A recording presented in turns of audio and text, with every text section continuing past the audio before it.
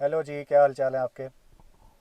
26 नवंबर को जब वज़ीर-ए-आज़म शहबाज शरीफ साहब ने आर्मी चीफ़ के नाम का ऐलान किया, तो उसके साथ एक और ख़बर भी मीडिया में निकली कि कोर कमांडर बहावलपुर जनरल फैज़ हमीद साहब भी अर्ली रिटायरमेंट लेना चाह रहे हैं। तो दोनों नामों को इक्वल वैल्यू और स्पेस मिल रही थी मीडिया में। अ, नए आर्मी चीफ़ आसिम मुनीर साहब के नाम को भी और जनरल फैज़ हमीद की खबर को भी। तो इतना इम्पोर्टेंट नाम था जनरल फैज़ हमीद का। और पिछले 4-5 सालों में 6 सालों में आप देखें तो आर्मी चीफ़ के अलावा अगर किसी जनरल का नाम मीडिया में आता रहा है तो वो फैज़ हमीद साहब ही है। सबसे पहले मियां नवाज शरीफ ने इनका जिक्र किया था, 2017-18 की बात है। उन्होंने वो लंदन में थे और वहाँ पे मीडिया टॉक में उन्होंने कहा था कि जनरल फैज़ हमीद हैं कोई, वो हमारे लोगों को डरा रहे हैं और उनको शेर के निशान पे इलेक्शन लड़ने से रोक रहे हैं। और उन्हें कह रहे हैं कि वो जीप के निशान पे इलेक्शन लड़ें। जीप का निशान उस 2018 के इलेक्शन में आज़ाद उम्मीदवारों को असाइन हुआ था। उसके बाद फैज़ाबाद धरना हो, जो मुस्लिम लीग नून की हुकूमत के ख़िलाफ़ ही हुआ था, तहरीक लब्बैक का वो धरना हो, उसमें भी फैज़ हमीद साहब का नाम था। उसके बाद जस्टिस शौकत सिद्दीकी जो इस्लामाबाद हाई कोर्ट के चीफ़ जस्टिस थे, उन्होंने फैज़ हमीद साहब का जिक्र किया कि वो उनके पास आए एक मरतबा और उन्हें कहा कि जो पनामा केस में जो नवाज़ शरीफ और मरीम नवाज़ की सज़ा के ख़िलाफ़ जो अपीलें उनके पास आई हैं, वो उन अपीलों को इलेक्शन के बाद सुने। यानी उन पे उन्होंने इन्फ्लुएंस करने की कोशिश की जस्टिस शौकत सिद्दीकी पर। सिद्दीकी साहब की जो स्टेटमेंट जो उन्होंने सुप्रीम कोर्ट में सबमिट कराई थी, वो अभी भी इंटरनेट पे आप देख सकते हैं, वो अवेलेबल है। उसमें उन्होंने क्लियरली फैज़ हमीद साहब का नाम लिखा हुआ। उसके बाद अफ़गान पॉलिसी हो, उसमें भी फैज़ हमीद साहब का जिक्र है कि किस तरह वो बगैर बताए आर्मी चीफ़ की इजाज़त के बगैर एक मरतबा काबुल चले गए थे और उनकी तस्वीर काफ़ी पॉपुलर भी हुई थी, जहाँ वो काबुल में पाकिस्तानी एम्बेसी में खड़े हुए चाय पी रहे थे। तो उसके बाद पाकिस्तान को काफ़ी एक एम्बेरसिंग किस्म की सिचुएशन भी फेस करना पड़ी कि इंटरनेशनल कम्युनिटी ने यही समझा कि शायद जो अफ़गान तालिबान को जो सक्सेस या जो कामयाबी मिली है अफ़गानिस्तान में, वो पाकिस्तान उनको सपोर्ट कर रहा था। तो ये एक इम्प्रेशन भी बिल्ड हुआ और पाकिस्तान को काफ़ी एम्बेरसमेंट फील करनी पड़ी। उसके बाद वज़ीर आज़म, उसके बाद इमरान ख़ान को वज़ीर आज़म बनवाना हो या उनको वज़ीर आज़म बनवा के उनको चलवाना हो, इस सब सिलसिले में फैज़ हमीद साहब का नाम आता रहा। इमरान ख़ान ख़ुद भी वज़ीर आज़म के अहदे से हटने के बाद इमरान ख़ान ख़ुद भी कई दफ़ा इंटरव्यूज़ में उन्होंने कहा कि जब भी हमें कोई काम करवाना होता था, असम्बली में कोई लेजिस्लेशन पास करवानी होती थी या कुछ डिस्कशन करनी होती थी, तो हमें एजेंसियों को कहना पड़ता था कि हमारे बंदे इकट्ठे करके तो हमें ला के दो। वोटिंग करानी पड़ती थी तो उसमें भी एजेंसियों की मदद चाहिए होती थी। तो ये सारी गेम के जो लीडर थे जो इस सारी गेम को कंट्रोल कर रहे थे, वो फैज़ हमीद साहब थे। तो इतने पावरफुल और इतने जादूगर किस्म की पर्सनैलिटी थी फैज़ हमीद साहब की। अब उन्होंने, अभी कल खबर आई थी कि उन्होंने अब फॉर्मली अपना जो अर्ली रिटायरमेंट की रिक्वेस्ट है वो महकमे को दे दी है। तो अब सोचने की बात तो ये भी है कि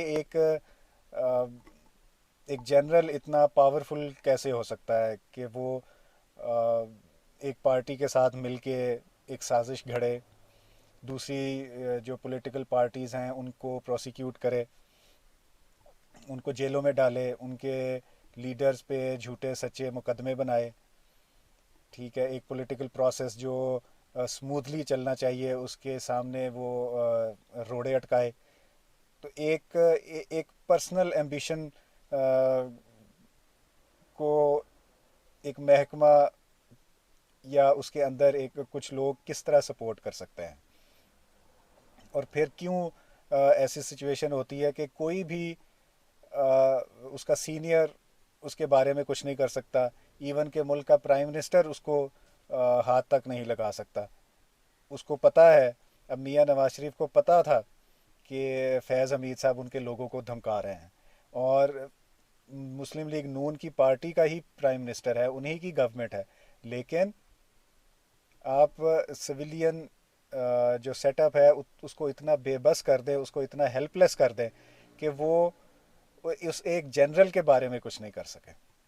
तो किस तरह ये कॉन्स्पिरेसी किस तरह से हैच की जाती है, या आप कितने सेल्फिश हो सकते हैं अपने एम्बिशन के लिए कि आपने मुल्क को दांव पे लगा दिया, आपने सोसाइटी को डिवाइड कर दिया, सच और झूठ में, काफिर और इस तरह की पॉलिटिकल डिवाइड आपने क्रिएट कर दी सिर्फ अपने एम्बिशन के लिए, और सिर्फ अपना एक जो फेवरेट पॉलिटिशियन है उसको गवर्नमेंट में लाने के लिए। इस सब के पीछे यही कहा जाता है कि फैज़ हमीद साहब का जो अल्टीमेट प्लान था वो यही था कि वो आर्मी चीफ बनेंगे, यानी इमरान खान साहब उनको आर्मी चीफ बनाएंगे 2023 में या 2022 में, और फिर अर्ली इलेक्शन हो जाएंगे। अर्ली इलेक्शन होके तो फैज़ साहब की हेल्प से इमरान खान साहब को 2/3 या 2/3 मेजॉरिटी मिलेगी, और फिर लेजिस्लेशन करके वो पार्लिमानी निज़ाम से मुल्क में प्रेसिडेंशियल सिस्टम ले आएंगे, और उसके बाद इमरान खान 10-15 साल आराम से सुकून से गवर्नमेंट करेंगे।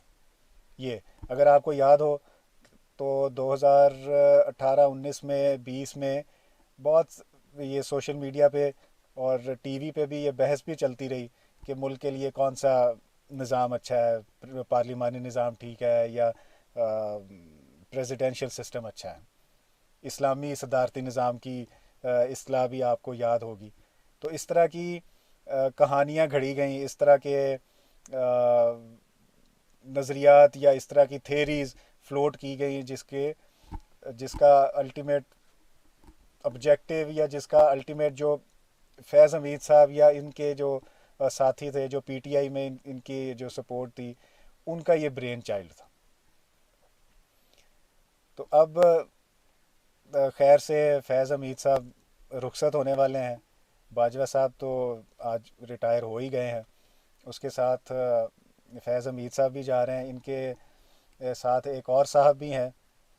वो कब फैसला अपना करते हैं ये तो अब कुछ दिन बाद, कुछ अरसे बाद पता चलेगा, या वो रिज़ाइन करते या वो भी अर्ली रिटायरमेंट लेते हैं, या वो मोमिन हो गए हैं, ये तो अब आहिस्ता आहिस्ता पता चल जाएगा। लेकिन एक और साहब भी हैं ट्विटर पे, वो एक शोबिज़ पर्सनैलिटी के नाम से कहा जाता है कि वो ट्वीट भी करते हैं, तो वो एक करेक्टर रह गए हैं। उनका क्या फ्यूचर है ये तो वो खुद डिसाइड करेंगे। लेकिन फैज़ हमीद साहब के बारे में यानी एक लोगों ने ये भी कहा कि मियां नवाज शरीफ के साथ जो जो डिस्कशन या जो निगोशिएशंस चल रही थी इस्टेब्लिशमेंट की, उसमें मियां साहब की डिमांड थी कि बाजवा साहब ने जो इमरान खान की शक्ल में जो गंद घोला है वो उसको खुद ही साफ़ भी करके जाए। तो अब बाजवा साहब खुद तो रिटायर हो गए, तो शायद फैज़ हमीद साहब की जो अर्ली रिटायरमेंट है वो भी इसी का पार्ट है, क्योंकि अगर वो रहते तो ये भी कहा जा रहा था कि उनका कोर्ट मार्शल भी हो सकता है, क्योंकि बाजवा साहब ने अपने जो रीसेंट टॉक्स हैं, मीडिया टॉक्स हैं, जो जो उन्होंने मुख्तलिफ इवेंट्स पे जो तकरीरें की हैं, उसमें उन्होंने क्लियरली एक्सेप्ट किया है कि फ़ौज ने पिछले कुछ सालों में पॉलिटिक्स की है, सियासत की है। ठीक है, तो उसमें और उन्होंने कहा, और साथ ये भी उन्होंने कहा कि फरवरी 2021 से फ़ौज ने फिर अपनी जो पॉलिटिकल एक्टिविटीज़ थी वो ख़त्म की थी। उनको समझ आ गई थी कि नहीं, अब ये मुल्क के लिए फ़ायदेमंद नहीं है। तो इसलिए उनको रियलाइजेशन हो गई, तो उन्होंने पॉलिटिकल एक्टिविटीज़ बंद कर दी थी। लेकिन फैज़ हमीद साहब का नाम उसके बाद भी आता रहा, और फैज़ हमीद साहब का नाम और भी ज़्यादा ज़ोर से गूंजा उस वक्त जब आर्मी चीफ ने उन्हें DGISI के ओहदे से ट्रांसफ़र करके पेशावर पोस्ट करने की कोशिश की। ये पिछले साल अक्टूबर नवंबर की बात है। उस वक्त फैज़ हमीद साहब DGISI थे और उनको ट्रांसफ़र करना था आर्मी चीफ ने पेशावर एज कोर कमांडर, लेकिन इमरान खान साहब उसमें अड़ गए थे। और उनका कहना, उन्होंने एक्सक्यूज़ ये बनाई कि अफ़गानिस्तान के सिचुएशन की वजह से, क्योंकि पॉलिटिकल हालात अभी थोड़े सेंसिटिव हैं, तो हमें कंटिन्यूएशन ऑफ कमांड चाहिए। तो फैज़ हमीद साहब बहुत अच्छी तरह हैंडल कर रहे हैं इस सारी सिचुएशन को, तो हम चाहेंगे कि यही DGISI रहें। लेकिन असल में तो उनके प्लान यही थे कि फैज़ हमीद साहब की वो सपोर्ट चाहते थे अगले इलेक्शन के लिए। इलेक्ट्रॉनिक वोटिंग मशीन्स में अप्लाई करने में उनकी सपोर्ट चाहिए थी, और बाकी मामलात में उनकी सपोर्ट चाहिए थी ख़बरों के मुताबिक। तो इस वजह से वो इंसिस्ट कर रहे थे कि फैज़ हमीद ही DGISI रहें। ये समरी 1 महीने तक वज़ीर आज़म हाउस में लटकी रही। इमरान खान साहब ने उस पर साइन नहीं की। ये एक बदमज़गी, एक क्रिटिकल स्टेज थी आर्मी और प्राइम मिनिस्टर हाउस के दरमियान। तो शायद फैज़ हमीद साहब का जो अर्ली रिटायरमेंट की रिक्वेस्ट है वो उसी डिमांड का हिस्सा है जो मियाँ साहब ने बाजवा साहब के सामने रखी हुई थी कि आप ये गंद जो आपने डाला है ये आप ही साफ़ करके जाएंगे। तो अब ये और इसमें एक और जो रीसेंट जो रेवलेशन है वो आसमा शिराज़ी ने भी, उसका आसमा शिराज़ी जो सीनियर सहाफ़ी हैं उन्होंने भी जिक्र किया। बाजवा साहब का कोट उन्होंने लिखा अपने ट्वीट में कि हम 4 जर्नैल इमरान खान पर फ़िदा हो गए थे, यानी उनके फ़ैन हो गए थे। तो एक तो बाजवा साहब ख़ुद हैं, एक फैज़ हमीद साहब हैं, एक जो ट्विटर अकाउंट चलाते हैं शोबिस पर एक एक्ट्रेस के नाम से मुबैना तौर पे, वो है, और चौथे जनरल का नाम अभी सामने नहीं आया। तो उनमें से 2 तो चले गए, एक शायद अब मोमिन हो जाएंगे, क्योंकि अभी तक उनके बारे में कोई ख़बर सामने नहीं आई है कि वो भी अर्ली रिटायरमेंट चाहते हैं या नहीं। तो ये उसी शायद डिमांड का हिस्सा है कि अब ये जो सपोर्ट इमरान खान साहब को मिलती रही वो ख़त्म करके जाए। उनकी डिमांड का जो क्रक्स है, जो जेस्ट है, वो यही थी।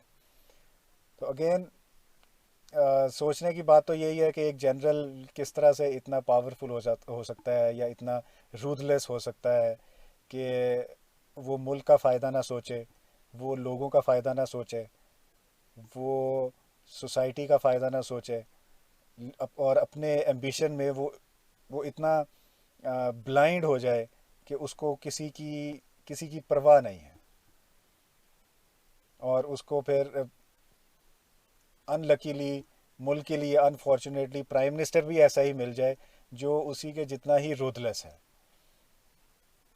तो ये इस तरह की जो जब कॉम्बिनेशन मिल जाते हैं तो उससे फिर मुल्क के हालात क्या होते हैं वो आज हमारे सामने है। उसमें कोई क्वेश्चन नहीं होना चाहिए, या ये क्वेश्चन नहीं करना चाहिए कि ये हालात शायद पिछले 6 महीने में बने हैं या पिछले 1 साल में बने हैं। ये एक कंटिन्यूस प्रोसेस है 4-6 साल का। तो बहरहाल अब मुल्क में काफ़ी पॉलिटिकली एक स्टेबिलिटी आने का इम्कान है, क्योंकि इमरान खान साहब भी अब कॉर्नर हो गए हैं, और उनकी जो सपोर्ट थी वो भी अब अवेलेबल नहीं है।